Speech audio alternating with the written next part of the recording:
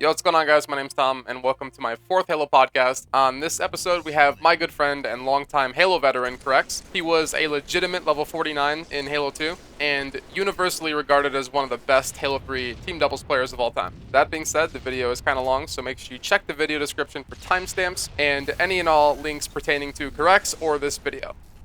Alright, so let's start from the beginning. You were a 49 in Halo 2 doubles, so speak about the challenges of playing Halo 2 matchmaking at the highest level. I think one of the biggest things was the matchmaking not having anything to stop bridging or standbying until '07. '07 they released a patch where you couldn't bridge anymore or mod, so that was a really big patch. But pre '07 it was really ugly. You had constant standbying every game, bridging for hosts, and a lot of modding. Unfortunately, like I said, the patch didn't get rolled out until about '07, so the game was Halo 3. It was coming out after that, though. I mean, there wasn't too many issues really. I mean, if someone got host, they could stand by, but they implemented host bans, which stopped you from getting host at all if you just cheated or standbyed or anything like that. So yeah, I think those were the biggest challenges, though. Double shotting controllers and stuff like that didn't really come in until like '08, '09, so that wasn't a big deal. So, who were some of the best players in Halo 2 matchmaking that you've ever played?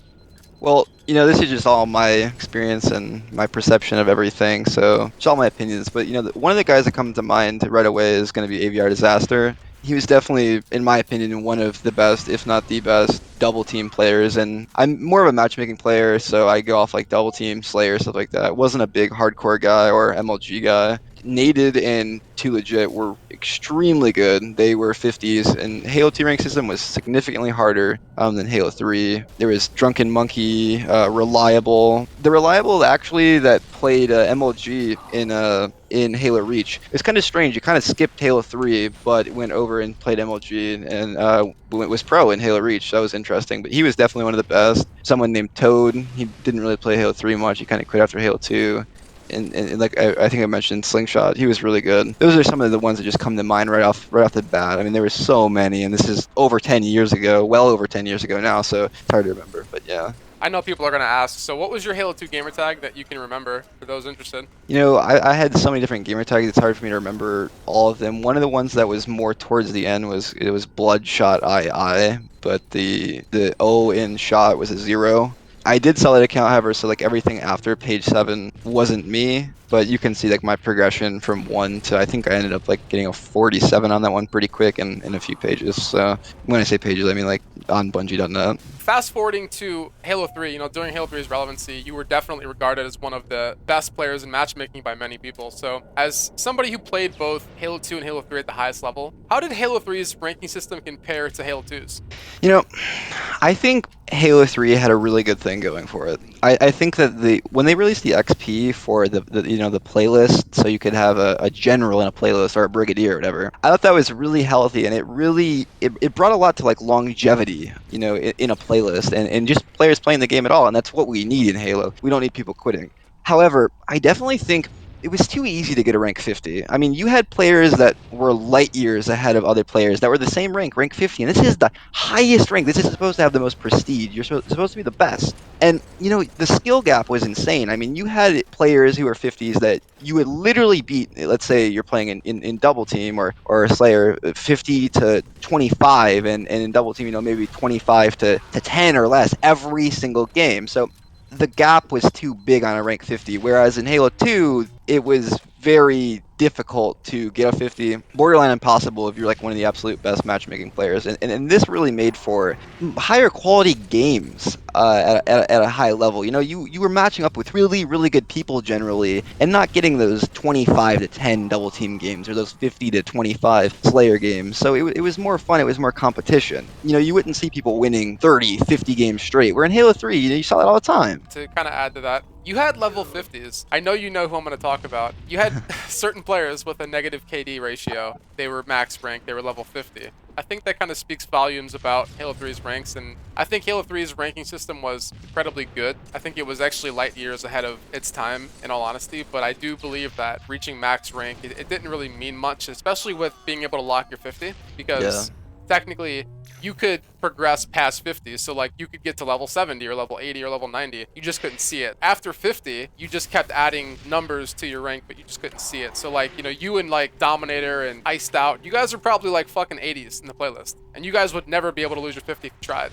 Yeah, that is true. And something that's pretty interesting is if people were playing on new accounts, let's say they matched us and they were around like rank 40, 42, and they beat us, they'd rank up like 4 or 5 ranks off of us. Oh yeah. Whereas those other 50s I was talking about that aren't as good and we'd match in the games would be, easier, they would probably only rank up like once, if any. So yeah, there definitely was a hidden rank under your rank. And that could have been a big fix right there as well. If they would have just shown that rank there, it kind of would have made the higher rated players have a bigger gap. The one counter to that though would be if you're level 80 in team doubles, like you wouldn't be able to match the people that you're matching now. So I think that segregation would be a big issue, obviously, because if there was only a very select few people who had that super high rank, like you, Dominator, Blackjack, Iced Out. People like that would have been able to match each other, but then the other people would have been hovering around that 49 to maybe 60 range. I mean, it's possible, but I just think the game quality was, it wasn't very good when you're playing against people who are really bad, generally, or a lot under you. So, given how dominant you were in Halo 3,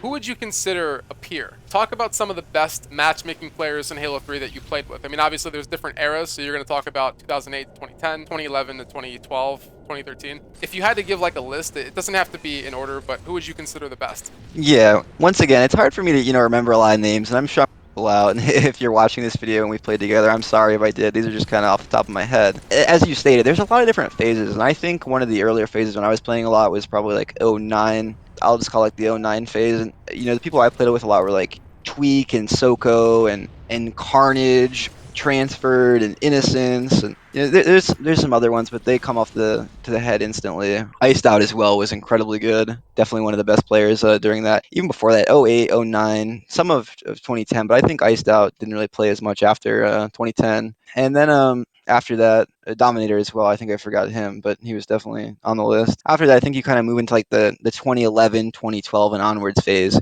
which was like definitely B11. I think B11 was probably the best player I ever played with, and it was just strange because he came out of nowhere. 2010, 2012, or I mean 2011, 2012. I'm sorry, and same thing with Sick and Sinful and Number Zero as well. Number Zero had played all the way, since I think '09 I first knew him, but no one really recognized him. I felt like until 2011-ish. So I'm kind of going to include him. He was amazing. Him, B11, and Sick and Sinful they were definitely better than the people from the previous era that I told you. But I think it just speaks on the progression of the game. People just getting better over time. Yeah, definitely. I mean, I think B11 is probably the best individual player I've ever played. He definitely cemented his legacy. I mean, the guy was one of the best, no ifs, ands, or buts. Sick and Sinful had probably like a 12-month span where he was literally the best in the game, the best sniper anyway. Yeah, absolutely. There's gameplay of him playing you and Dominator on YouTube that they recorded. I think Jumpers recorded it. 10 sensitivity, sniper was fucking amazing. One of the best players, one of the funniest people too. I'm sure you know that. Yeah, not really trying to have an ego, but at that point I thought I was really up there. Like I thought me and Dominator were borderline unbeatable, and he just absolutely destroyed us.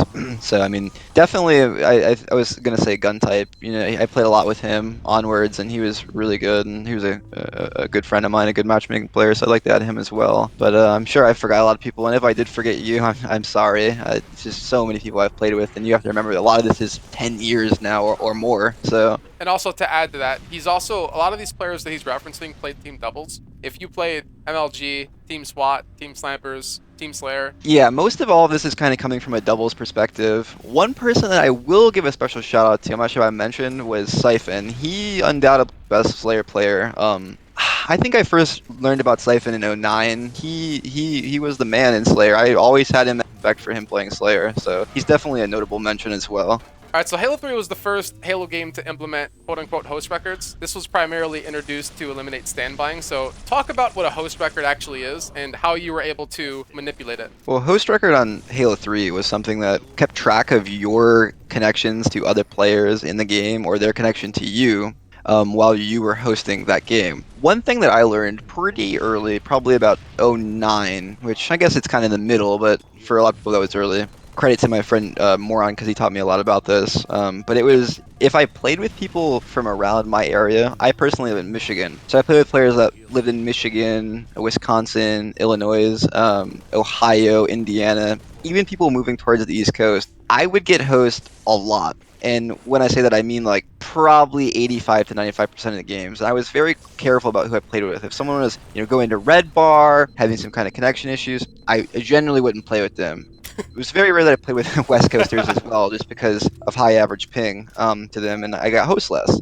And as you stated, previous to this, I am known for getting host a lot because it mattered that much in the game. Like you needed to do that. It did. So that was one of the things that I learned, and I was able to manipulate about the system, and I enjoyed Halo 3 a lot more just because of that. I think a lot of people learned early on that when you get a new Xbox, you pull host. There was certain people who would accuse you, I mean, and even me to a certain extent, of buying new Xboxes. So did you actually purchase new Xboxes to pull host, or? It's funny. I've heard this a lot, and especially in Twitch chats and stuff. And I really didn't. Throughout the entire duration of Halo 3, I might have 2 or 3 new Xboxes, which the entire duration of Halo 3 is quite a long time. I mean, we're talking maybe like 6, 7, 8 years, depending on how far you go out with it and I actually played. I just simply knew how to manipulate in terms of like the connection, playing with people from near me and looking at the average pings of the games, and was able to keep a good host record from that. Funny enough, one of the people that I learned about that was swapping boxes earliest was actually Snipe Down. He was swapping boxes somewhere in like the '08 or '07. I'm not sure how he knew about it, but if you go back and you watch his montages from '07, '08ish Halo 3, you'll see he was host like every single game.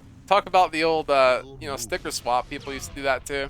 Yeah, so what you could actually do was you could take the new Xbox and peel the sticker off slowly and put it on your old Xbox. Put your old Xbox sticker serial number on the new one that you just purchased, and then return the old box, and it would scan that it was the new Xbox because they didn't obviously turn it on right there in Walmart and check to make sure it was had the right serial number. So it would Correct. scan just like you're returning the Xbox that you just bought, a few days ago or a few hours ago, and it was actually the old one that you've had for maybe months. So pretty much what you're doing is you're getting a new Xbox, a new host record, and you get your money back. And really, it's not like you're scamming them in a way because they're technically getting an actual Xbox. It's just it won't pull host.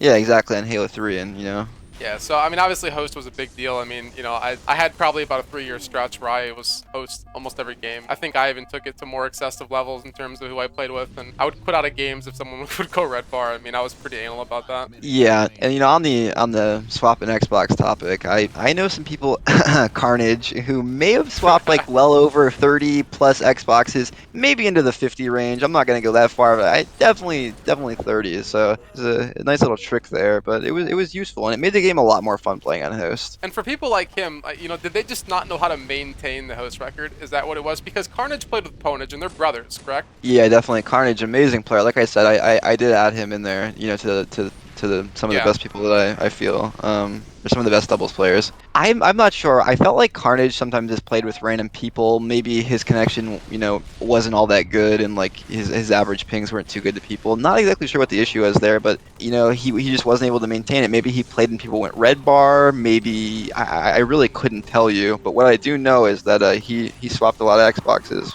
You talk about average ping. I think that's very important. I think that, I live in Illinois, you live in Michigan. I think that we're going to have better average pings to the entire country. And because, again, if you live in New York, right, you play West Coast kids, they're going to be on super high latency, probably 80 milliseconds-ish, around there. Yeah, probably So, between like 85 and 100, 110 from East Coast to West Coast, and right. So if you and I play team doubles, I mean, we'll put someone from California on probably 65, 70 milliseconds, which is pretty bad. At the same time, it's not 100. We have better average latency to everyone. So technically, when it comes down to it, if you lived in the Midwest and played Halo 3, there's a very good chance that you got host more often than not.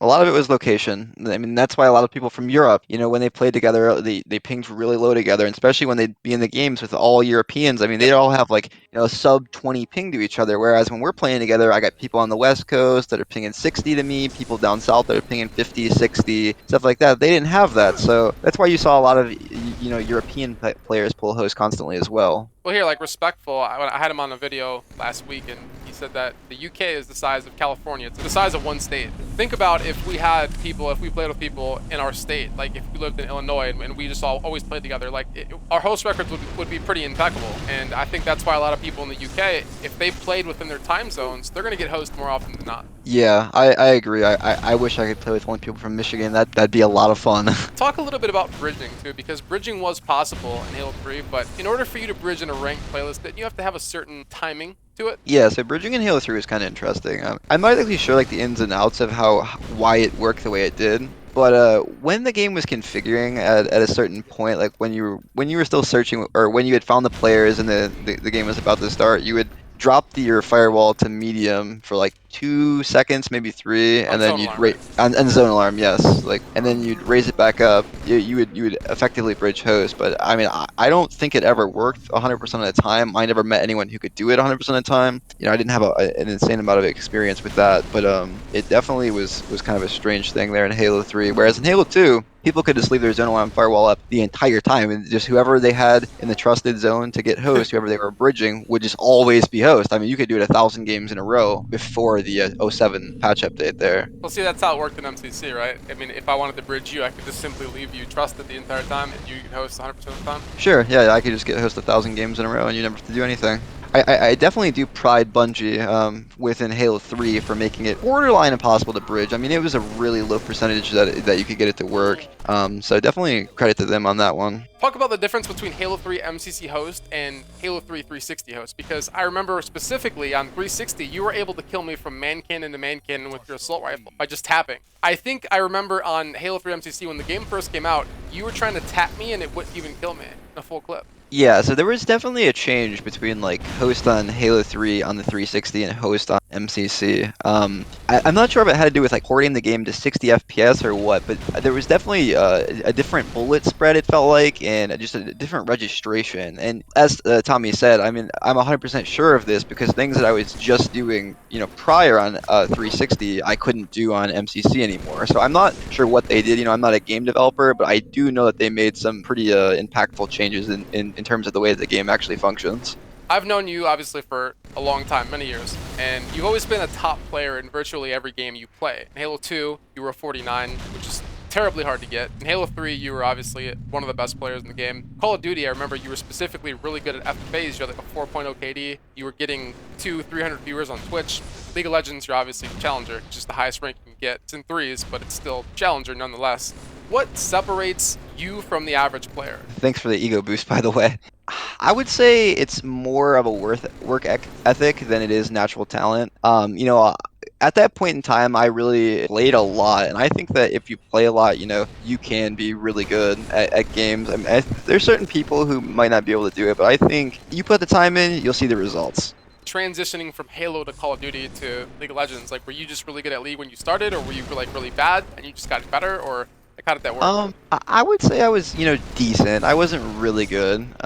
It was just, it was progressing. You know, it was you slowly get better over time. I think one of the things that I did really well is I just learned from a lot of the mistakes I made and a lot of mistakes I saw other people make, and just being able to learn from those and understanding what you do right is really big. I feel like when I play, I would just never mindlessly go in like, hey, I'm gonna play for fun. You know, I would always be trying to like improve or understanding why things happened or why understanding why things didn't happen. And I think that was, you know, huge in Halo, Call of Duty, League of Legends, all those kind of games. Is really looking at the game from I'm not just gaming for fun. I'm gaming to like be really good and understand the game and why things work the way they do. I feel like a lot of people don't learn from their mistakes, like understand why things do and don't work, and being able to, you know, make those changes or applications, you know, stuff like that. I feel like a lot of people aren't very analytical in that sense.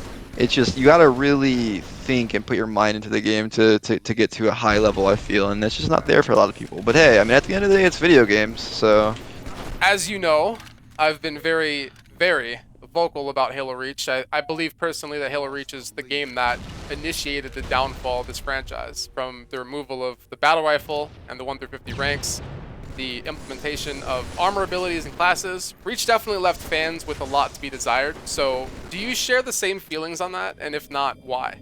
Yeah, so I think Halo Reach really negatively impacted the Halo franchise and the Halo series. I think that, the addition of armor abilities, sprint, and jetpacking and stuff, I don't think they needed to do that. I mean, I understand that they may have had some pressure from Call of Duty, but I think it really hurt the game. But more than the armor abilities and the gameplay, I think where they went wrong was with the ranking system. I honestly believe that our ranking system is somewhat more important than the actual gameplay, assuming you have adequate gameplay. I mean, come on, the gameplay can't be horrible. It has to be decent, but I don't think 343 really fully understands how important a good rank system is. And I know that, Bungie released the rank system initially, and I don't know why they did that when they had so much success for Halo 2 and Halo 3. It could have been maybe I heard some things about Microsoft not wanting the 1 to 50. I'm not exactly sure, what the deal with that was, but I think that was the biggest downfall, really, making the ranks just totally different. It was foreign to most Halo players. I agree. I mean, when Halo Reach first came out, there was the credits, or not the credits. Well, it was the ratings. It was the rating, and Okay, yeah. players were rated individually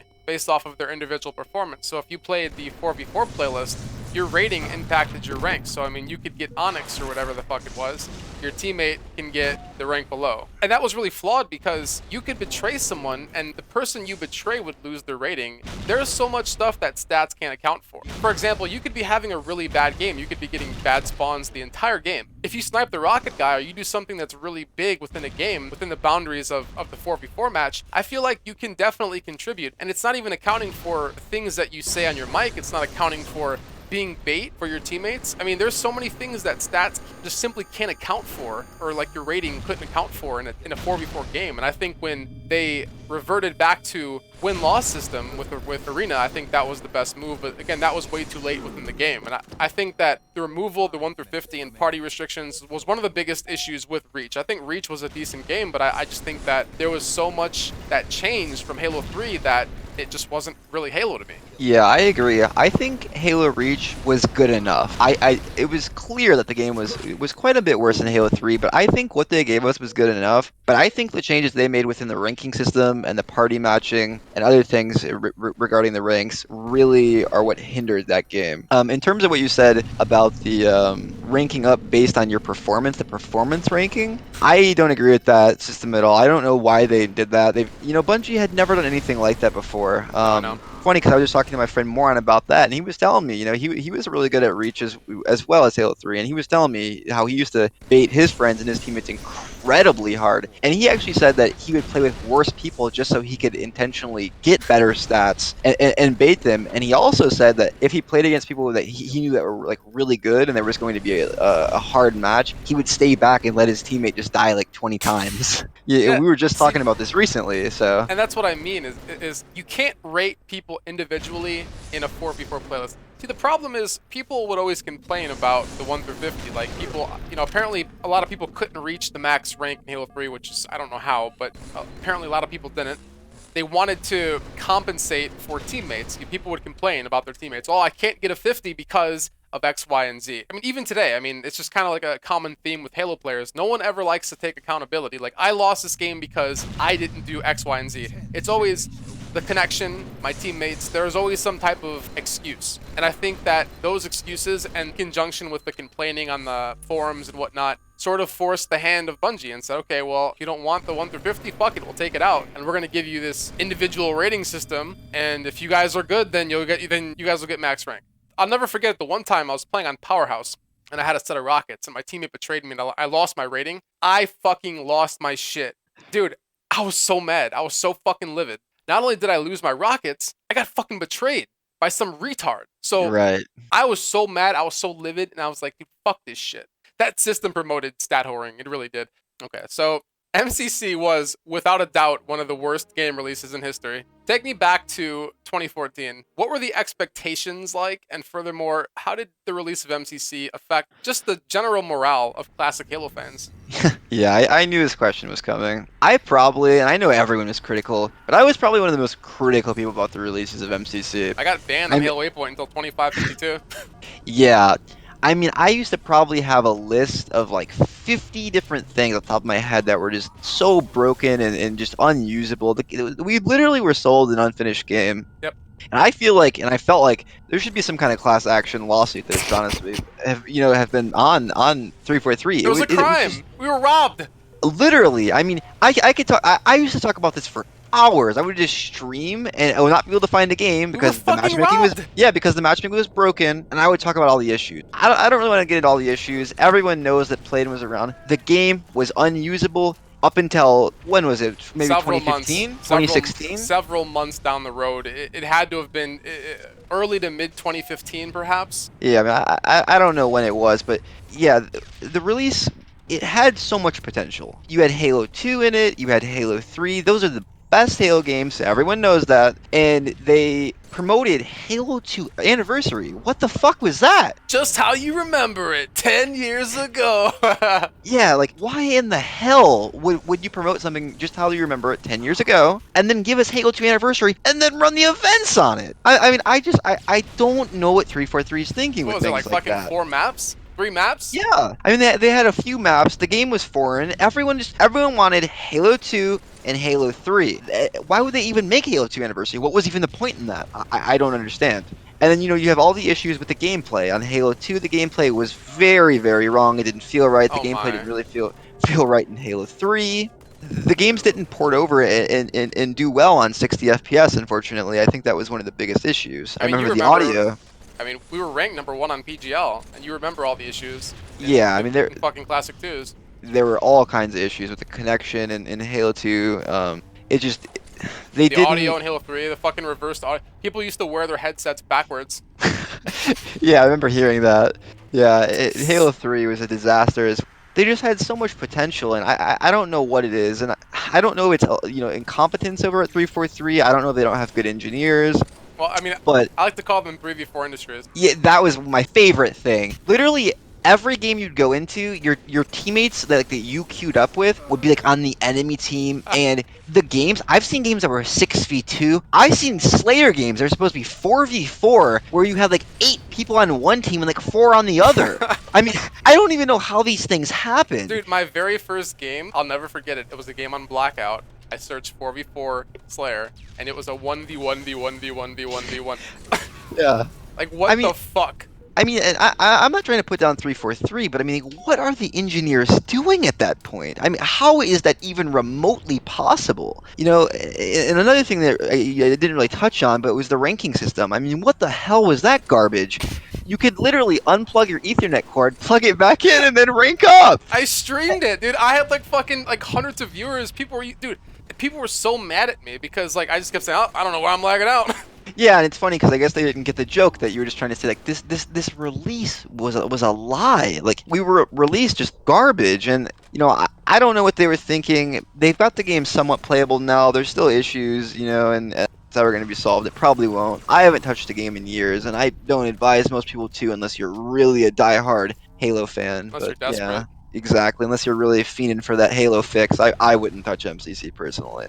So as you know, MCC still has a lot of the same issues. I mean, some things were fixed, but there's still a lot of problems. Partial shot registration, bad spawns, features like BXR reloading not working now. Can you speak on how mechanically different Halo 2 and 3 are compared to their originals? Yeah, like we were kind of talking about before with the host on MCC to Halo 3. The games feel a lot different. I know Halo 2 in particular, it's a lot harder to double shot. EXR reloading doesn't even work sometimes. There's just a lot of things that feel a lot different. Shot registration just not the same as it used to be. I know on Halo 3 there was a lot of discussion about this within the Halo 3 guys saying that it feels a lot of different, and some people said it doesn't. I mean, it definitely does. I don't know how someone could think that it doesn't, but I speak to a lot of the top players, B11, Sick and Sinful, Number Zero, all kinds of people, Missy, Tommy, Dominator. He didn't play much, but he tested it, and everyone kind of does agree that the game feels different, and I think most agree for the worst. We So I'm tested not it the sure. first day though. I mean, with the host, I mean, you couldn't even kill me with your AR. I mean, Yeah, if we got on 360 right now, you can kill me in half a clip with your AR. If we both yeah, got on MCC the Master Chief Collection right now, you wouldn't be able to. Why is yeah. that? You're host on both games. I'm not sure. I think it had something to do with when they ported it over. It just didn't take right to 60 Yeah, but it's FPS. just how we remember it 10 years ago. So what happened? I think things like that are going to present in any game that you port from a certain frame rate to another frame rate. I'm not an engineer, so I don't know issues around that, but I don't think it could be the easiest thing in the world to make it work perfectly. The things that frustrated me more from like the engineering people and like the developers, the creative minds behind all of it, is things like the ranking system. I mean, the ranking system wasn't like any ranking system. It was too easy. The party restrictions didn't exist. Nope. I mean, things like that is what bothered me. Obviously the gameplay was different and everything, but you kind of expect that with a 30 to 60 port. It hurt things, and I don't know if they'll ever be able to get it to the way that it should be. But the things that they could fix are what bothered me. For instance, on Halo 5, they were able to implement dedicated servers that you can't pull IPs on at all. So effectively, you can't be standby, you can't be bridged against, you can't be DDoSed, and you don't have to deal with someone pulling host. They didn't implement those at all on MCC. We were thrown and given a game that has peer-to-peer. And even when they did later on implement the dedicated servers, they still didn't hide the IP addresses. I don't know if that's an engineering issue. I don't know what end that's, what parties involved there that's not making the right choices. Speaking of the servers, can you talk about that? There's only 4 server locations within the US. There's California, Texas, Virginia, and Illinois. Do you think that that's adequate? And furthermore, should peer-to-peer be implemented? That's a really good question, and I think there's a lot of networking that comes in there that's pretty hard to just talk about in the podcast here. But I personally am a big advocate for the dedicated servers. If they had some more, I think that if they had, like, let's say a server in New York, VA, Atlanta, Chicago, Texas, maybe one like more north, Minnesota, Denver server, Los Angeles, and then a Seattle one. I mean, that would cover the US pretty well. That's most Yeah. of everyone's POPs. It's or point of presence. It's a networking term where everyone routes into major hubs near you. But what about, like, as it stands right now, what about the players like Justin Moran who live in Washington State? What about people who live in Maine or Florida? I think the dedicated servers with some kind of ability to choose the best average latency, the best average ping in the entire game to that server, probably going to be the best you're going to get, unless you have some off cases where maybe you have, like, let's say like you have 4 out of 8 people that are all from like Seattle, or 4 out of 8 people that are all from like South Dakota, and one of them pulls host, then probably better. But I think generally with servers, you're going to have a better experience assuming that everything is configured properly for best average pings, And which right, I yeah, don't think they've been able to do. no, it's not like that, because what happens is you could have 7 people in a 4v4 playlist from the United Kingdom, and you could have one person from, say, California, and it's going to be a US East 2. I've seen cases where there's been 6, 7 players from the East Coast, and there's been one player from California, and then it's a California host. It goes off the party leaders, except when there's foreign people in the game. I played the other day, Hmm. and I matched an Australian, right? And every time he was in my game, it was a West US server. And so what the game is doing is, if there's people not from the US, if there's UKs, if there's anyone from Europe, it's going to be East US 2. Generally, Australia, it's going to be West US most of the time. Sometimes they'll play on like the European servers, but it's not often. Yeah, like you said, for like people in the UK there and stuff, I mean, it obviously should definitely select a server over there, probably London or something like that. So, in terms of the servers, I definitely think that they need to look at it. They need to look at average pings. They can't have people from the UK playing on an East Coast host when there's 7 people from the UK. I mean, that's just ridiculous. And talk about the relay server. Like, what does that add to the game Yeah, I mean, if let's outside of say, latency? yeah, I mean, outside of latency, I don't know. I don't really know. What does it add to the game outside? I don't know. You tell me. I don't fucking. Absolutely nothing. I could be playing on an East US 2, which I ping 35 to in Virginia, and I could be on 100 ping because I'm routing through fucking Washington. That's why I blocked that dumbass server, because it's fucking pointless. So MCC was updated in August of 2018 after 4 years of pretty much nothing.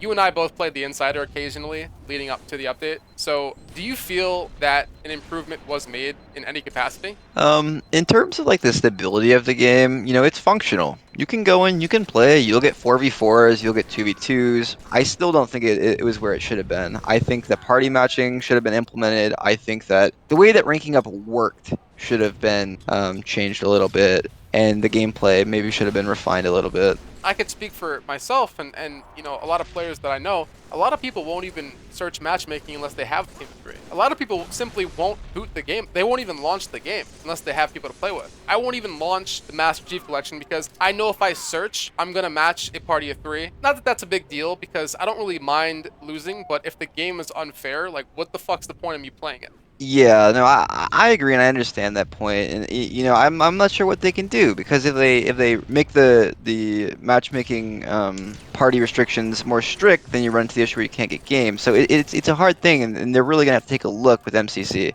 Well, I mean, as it stands right now, fours do match fours, and people don't search fours; they search threes. Threes right now is the new meta. Again, parties of three matching anyone is a little bit better than fours matching anyone because you still have the chance to beat them because they could get a incompetent teammate. More often than not, that team of three is going to win most of their games. I would say if they're a good team of three, they're going to probably win 90% of their games. Yeah, as they should. It's just simply not fair, and I understand the population is low.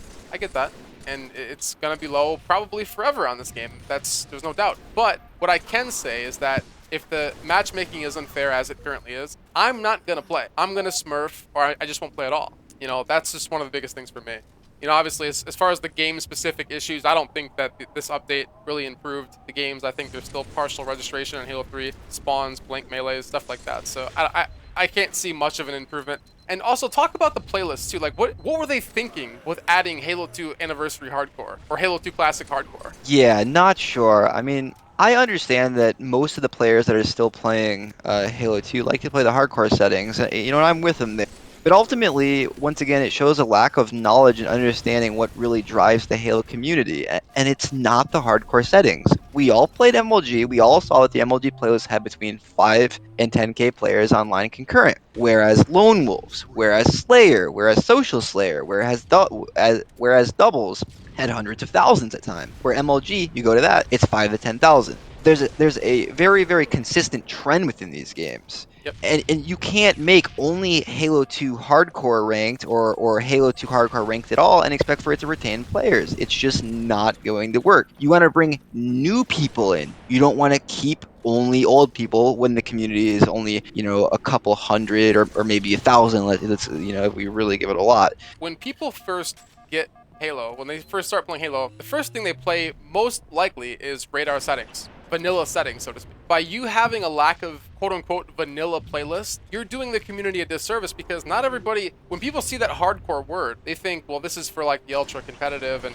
they're right, it pretty much is. Like you alluded to in Halo 2 and 3, hardcore had probably the lowest population among any playlist, I would say. Oh, it did, undoubtedly. Outside of the ones that were either rotational or removed or whatever it was. They were putting out these forums, these they were sending it to all the people. When you were in the Insider, you had to register with your email. They would Yeah. email everyone in the Insider who registered with surveys of what game types they wanted to see, and they're basing this off of surveys. The problem with these surveys is that these people aren't playing the game. You might have had 20,000 people who registered to be an insider. All these people are not playing the game. I can tell you, I've played Halo on a daily basis or bi-daily. I don't even know if that's a fucking word, but every day pretty much for the past 14 years. I can tell you that I have my finger on the pulse. And these people who are doing these surveys maybe play once a week, probably don't play at all at this juncture. In Halo 3 Arena, why is there still objective in that? People don't want that. People wanted Slayer. But I mean, there was fucking snipers in Big Team Battle, there was snipers in Halo 3 Arena, Halo 2 Yeah. Arena. It's just, and they did that because of these surveys. Yeah, I don't know why they would base anything off the surveys, and I still can't believe when you talked about the why did we test things? Why did we use the testing realm or whatever they call it, the insider? The whole networking portion of the insider was different. I did a lot of testing and kind of ran a lot of experiments and such on the networking side of things on the insider. And it was nothing like what we got when they released the update. The whole routing issues that you've been bringing up. They didn't even exist on Insider. They just randomly added all that shit in when they released the update. Like they didn't test any of that. I'm 100% sure they didn't I because I know. was I was testing things like that before they dropped the actual update in what, August 18 or 2018. It Is was that when all, it yeah, it was? was August 2018. Halo's population, without a doubt, has been on a steady decline since Halo Reach. There's been a lot of people who attribute the lack of veteran presence to getting older. Is this an idea that you share, and if not, why? I do, but I don't. I think obviously in any game you're gonna have veterans and gotten older, they're gonna quit and they're gonna slow down and stop playing. What you should see in a healthy game, in my opinion, is you should see new blood, new talent, new B11s and people like that rise up and become the best and have their eras. Whereas we're not seeing that. We're just seeing the game die, steady decline. You look at Halo 3, there were people still rising up in 2011, 2012, 2013. Who's rising up now? I'm not really sure. I don't think there's any new blood coming. I think that's more of an issue with the game itself than people getting old or the game quote unquote dying out.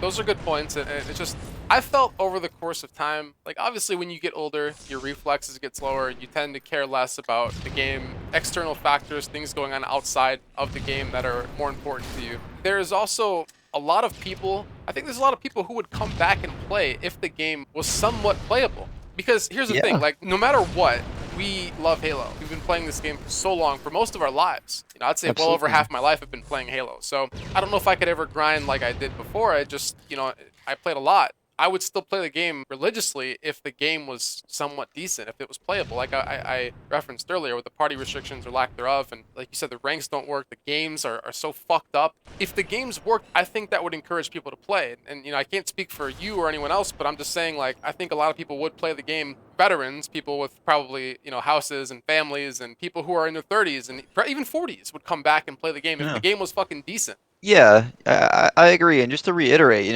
I think that it's more the fact that 343 hasn't really put out a good product. I think with a good product or a good game, they would sell a lot more copies, which would have new fans come in. I think that, like I said, the main issue is just not putting out a good game, a good product. So yeah, I mean, when you look at game sales, Halo 3 sold over 14.5 million copies. Halo 2 sold over 8 million. You get Halo Reach with a respectable 9.87 million. I mean, even Halo 4 sold pretty well after Halo Reach, because, I mean, again, a lot of people did like Halo Reach. You had MCC sell 3 million copies, and then Halo 5 sold about 5 million.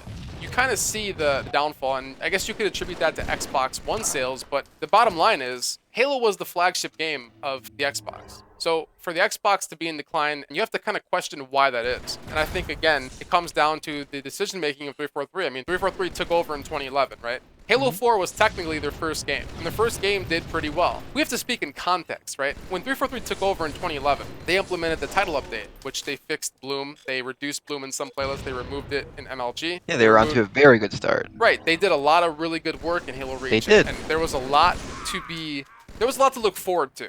And with Halo 4, I still remember this very well. When they introduced, there was a picture of a battle rifle. It was in, I think, 2012.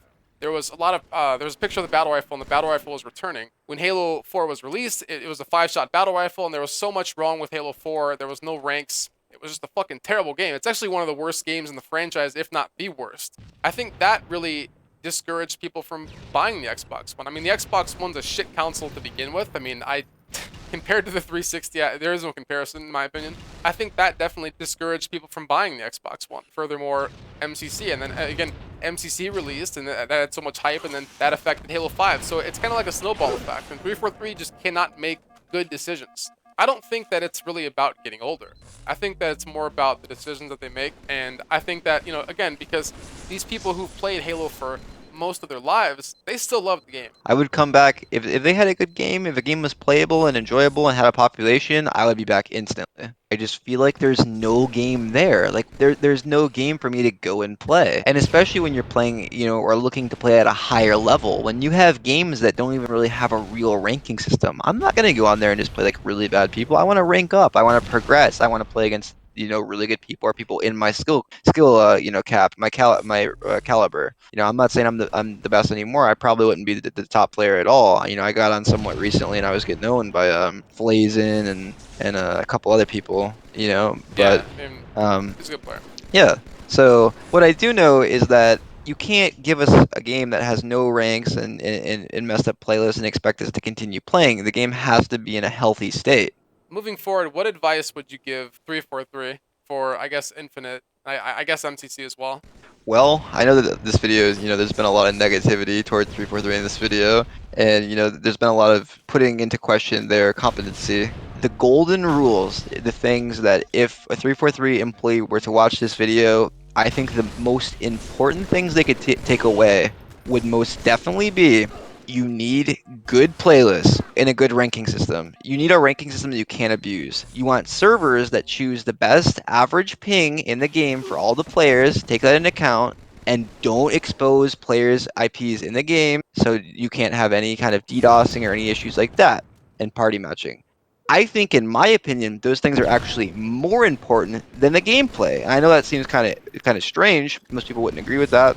Maybe Tommy does, but I think a fair matchmaking, a competitive matchmaking, and a good ranking system, a ranking system that is hard, and the top tier is at the top tier, the middle tier is at the middle tier, and the bottom tier is at the bottom tier, will withstand a population better than anything else, including the gameplay. I could not have said that better.